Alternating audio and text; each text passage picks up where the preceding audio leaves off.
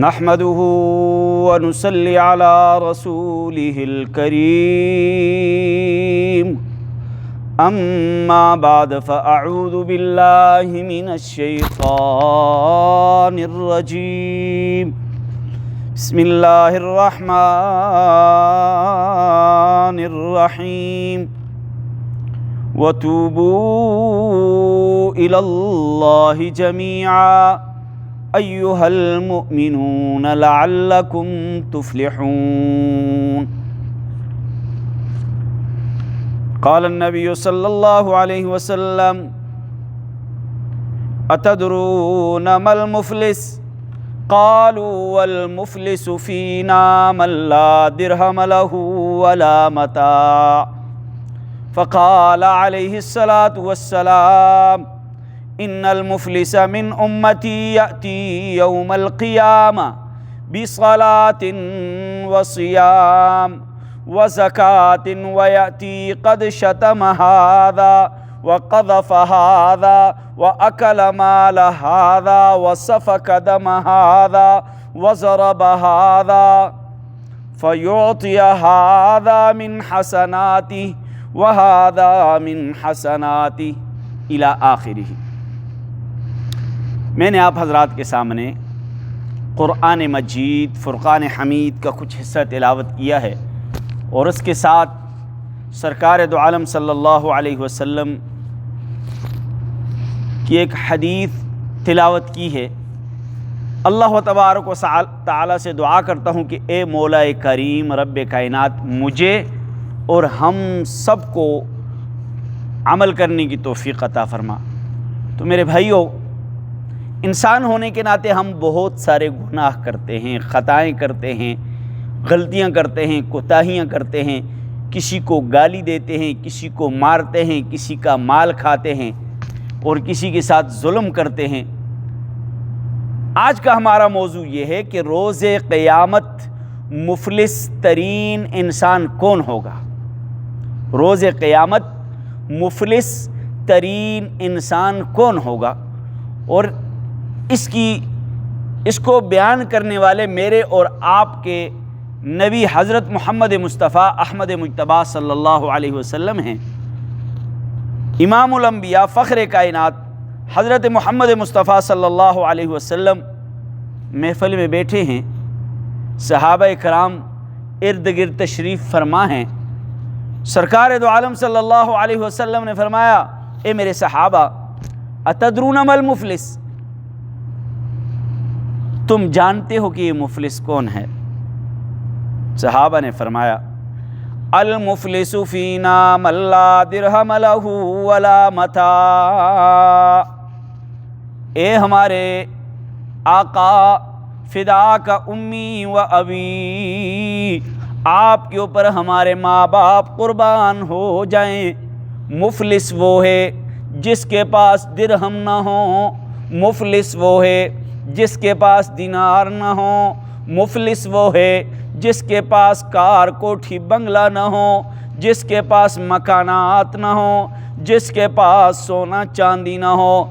حضور اکرم صلی اللہ علیہ وسلم نے فرمایا نا میرے صحابہ اکرام نا، قیامت کے دن مفلس وہ ہوگا ان المفلس من امتی، میری امت کا سب سے بڑا مفلس وہ ہوگا قیامت کے دن روزہ لے کے آئے گا، نماز لے کے آئے گا، زکوٰۃ لے کے آئے گا، نیکیاں لے کے آئے گا، لیکن آقا دو جہاں نے فرمایا میرے امتیوں، میرے ماننے والوں، میرے چاہنے والوں، تم قیامت کے دن نمازیں بھی لے کے آؤ گے، تم قیامت کے دن روزے بھی لے کے آؤ گے، تم قیامت کے دن زکوٰۃ بھی لے کے آؤ گے، تم قیامت کے دن حج بھی لے کے آؤ گے، تم قیامت کے دن قرآن کی تلاوت بھی لے کے آؤ گے، تم قیامت کے دن صدقات بھی لے کے آؤ گے، تم قیامت کے دن نیکیاں بھی لے کے آؤ گے. لیکن اگر تم نے کسی کو گالی دی اور اس نے جواب نہیں دیا، تیری یہ نیکیاں، تیری یہ نماز کے نیکیاں اسے دے دی جائیں گی، اور تو نے کسی کے اوپر تہمت لگائی، کچھ نیکیاں اسے دے دی جائیں گی۔ تو نے کسی کا مال نہ حق کھایا، کسی کا مال نہ حق کھایا، کسی کی زمین نہ حق غصب کی، تو نے کسی کے مال کو ہڑپ کر لیا، تو نے حرام کھا لیا، کچھ نیکیاں اسے دے دی جائیں گی۔ تو نے کسی کا خون بہایا، کچھ نیکیاں اسے دی جائیں گی۔ تو نے کسی کو مظلوم سمجھ کے مارا، کمزور سمجھ کے مارا، کچھ نیکیاں اسے دے دی جائیں گی۔ فرمایا تیری کچھ نیکیاں ایک کو دے دی جائیں گی، کچھ نیکیاں دوسرے کو دے دی جائیں گی۔ کسی کو تو نے گالی دی ہوگی، کسی کو تو نے مارا ہوگا، یہ جو تو نے غلطیاں کی ہوں گی، تیری ساری کی ساری نیکیاں ان کے اوپر تقسیم کر دی جائیں گی۔ اب تیرے پاس بچے گا کچھ نہیں، اب تیرے پاس بچے گا کچھ نہیں۔ جب نیکیاں ختم ہو جائیں گی، پھر مولا کریم فرمائیں گے اس نے فلاں آدمی کو گالی دی تھی، اب اس کے گناہ اسے دے دو۔ اس نے فلاں کو مارا تھا، اب اس کے گناہوں کو اس کے اوپر ڈال دو۔ اس نے فلاں کا مال کھایا تھا، اب اس کے گناہ اس کے رجسٹر میں لکھ دو۔ پھر گناہ رجسٹر میں لکھے جائیں گے، پہلے نیکیاں دے دی جائیں گی، پھر گناہ اس کے رجسٹر میں لکھے جائیں گے، حتیٰ کہ ان سب کے گناہ اس کے رجسٹر میں چلے جائیں گے۔ اب وہ گناہگار بن جائے گا۔ آقا دو جہاں نے فرمایا دنیا میں نمازیں بھی پڑھی، دنیا میں روزے بھی رکھے، دنیا میں زکوٰۃ بھی دی، دنیا میں صدقے بھی دیے، دنیا میں قرآن بھی پڑھا، دنیا میں زکوٰۃ سب کچھ کیا، دنیا میں نیک اعمال کیے، لیکن ساتھ ساتھ ظلم و ستم کا بازار گرم کیے رکھا، گالیاں بھی دیتا رہا، لوگوں کو مارتا بھی رہا، لوگوں کے مال کو ناحق کھاتا بھی رہا۔ اب کل قیامت کے دن سب سے بڑا مفلس انسان وہ ہے جو سب نیکیاں لے کے جانے کے باوجود کچھ بھی نہ پائے گا، بلکہ گناہوں کا بہت بڑا ڈھیر اس کے رجسٹر میں لکھا جائے گا۔ آقا دو جہاں نے فرمایا یہ سب سے بڑا مفلس ہے، یہ سب سے بڑا مفلس ہے۔